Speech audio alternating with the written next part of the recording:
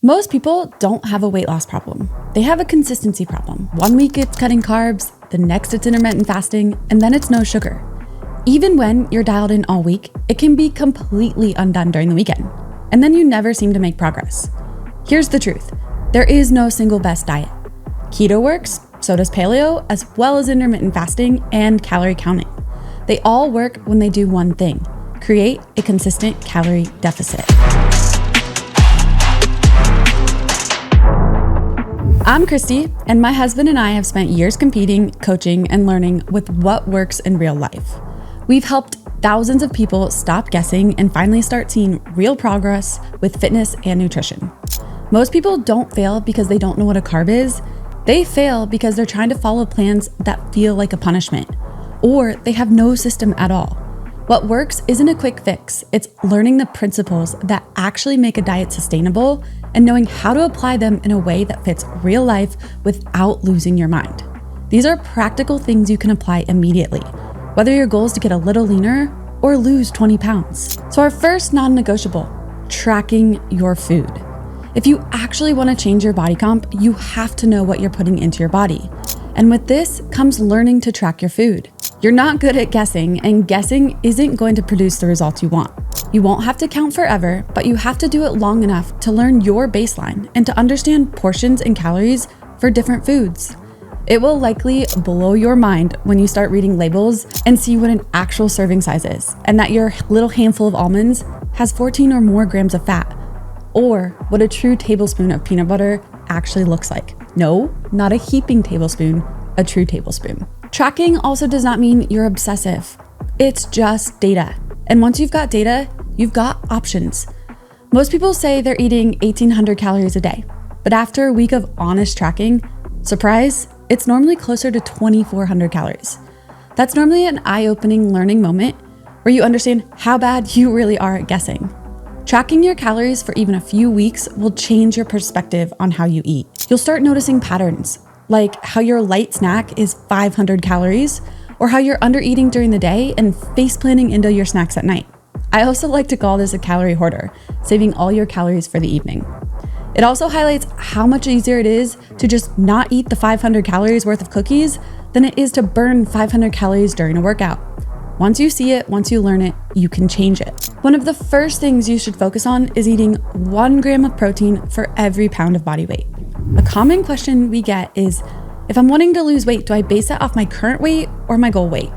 You'll base that rule off of your goal weight. So if you currently weigh 240 pounds and your goal is 170 pounds, eat 170 pounds of protein daily. That would be 1 gram per pound of protein for your goal weight daily. And let's be honest, most people aren't even close to that. I weigh about 130 pounds, and here's what it looks like for me to get 130 or even up to 140 grams of protein on any given day.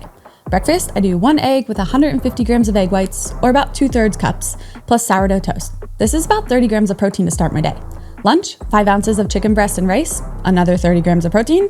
Snack, 1 cup of Greek yogurt with berries, which is about 25 grams of protein. Dinner, 4.5 ounces of a salmon fillet plus veggies, 35 more grams of protein. And to end the night, a half to a cup of low-fat cottage cheese, which is another 20 grams of protein. There's no protein powder, and I'm hitting that 130 to 140 grams. Protein helps preserve muscles as you lose fat. It helps keep you full longer. It even takes more energy to digest, which means you're burning a few more calories just by eating it. That's also known as the thermic effect of food. When in doubt, add more protein, add more veggies to your plate. You don't need shakes every meal or buckets of chicken breast. But by eating whole foods rather than protein shakes, you'll also feel full much longer. If you're trying to lose weight, try to avoid drinking your calories. This leads us into calorie density. Not all calories are created equal in the way that they fill you up.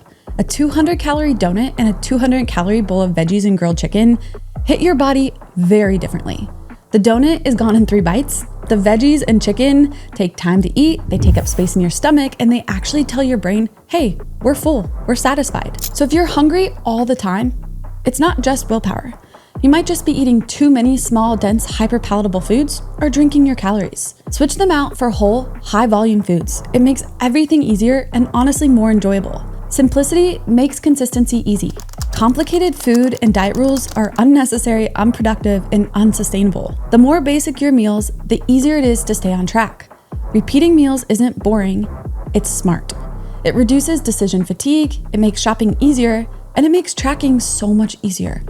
And let's be honest, when your brain is fried and you're starving at 6 p.m. after work, you're not whipping up a turmeric glazed salmon bowl with 3 sauces and a microgreen garnish to stick to your meal plan. But if you're reheating what you already have prepped, it's gonna be so much easier to stay on track. Simple wins. Once your calories and your protein are locked in, then you can then look at fats and carbs. Do you like higher fat meals? Great.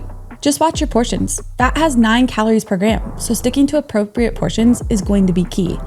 Do you prefer carbs? Awesome. Just prioritize protein and fiber to stay full and avoid blood sugar crashes. So let's talk about habits, because this isn't just about food. Most people overeat not out of a hunger, but emotion, stress, boredom, fatigue, distraction. Start checking in with yourself before you start eating. Am I physically hungry or am I mentally tired? Or am I just bored so I'm reaching back into the pantry? Swap the default reaction. Take a 10-minute walk, drink a glass of water, give yourself space to respond instead of react. It can make all of the difference. Let's talk about eating out. You can still make progress while having a social life. It just takes intention. Look up the menu ahead of time. Build your day around the meal that you're going to be consuming that evening.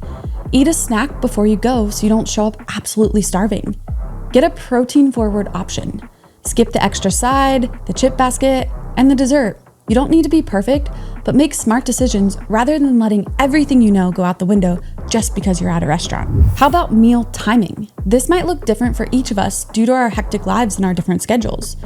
You don't necessarily need 6 small meals a day. You also don't need to fast until noon either. You need a rhythm, predictability, something that helps you regulate appetite and energy that works with your schedule. That might be 3 meals and a snack or 2. Maybe it's 2 larger meals and a protein shake. If you're not hungry in the morning, don't force a huge breakfast. Just don't starve yourself and then binge at night. Now, let's talk sustainability. The best diet is the one you can follow on a random Tuesday when you're stressed, you're traveling, and you're not feeling motivated. That's why complicated plans fail. Life is unpredictable and you need to be able to adapt. So your nutrition plan needs to bend without breaking. And that's why flexibility is key. If you love chocolate, count it in, plan it in. Going to a barbecue? Awesome. Have a burger, skip the chips, maybe the bun too. Drink water, not soda or beer. You are always in control. You don't need a trendy plan, you just need a repeatable one. The best diet isn't the hardest one. It's the one you actually stick with. If you found this helpful and you want to learn more about counting macros, YouTube thinks you'll like this video right here.